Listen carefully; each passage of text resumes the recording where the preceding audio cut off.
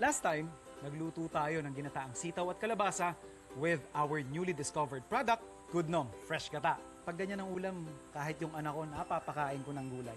Ngayon, gusto ko namang subukan itong Goodnom sa isa pang popular Pinoy dish. Lahat na yata ng karinderya sa bansa may version ng Pinoy chicken curry. Sa bahay nga namin, isa ito sa paborito kong lutuin kasi kumpleto na siya. May protein, may gulay, at may creamy at malinamnam na sauce. Iba-brown lang natin yan. So igigisa lang natin about 5 to 8 minutes, saka natin ilalagay yung iba pa nating ingredients. Curious nga ako kung ma-achieve natin yung makrema at malinamnam na chicken curry nang hindi na nagkakayot at nagtitiga ng fresh gata. Winner! Kuhang-kuha ng Goodnom Fresh Gata, yung makrema at manamis-namis na lasa na gustong-gusto ng mga bata. Pagbuhos mo pa lang, makikita mo, maputi at malapot. Kaya nanunuot talaga sa manok yung sarap ng gata.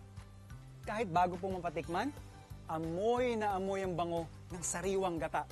Kaya mapaparami ka talaga ng kanin. Magugustuhan nyo talagang gamitin itong Goodnom Fresh Gata.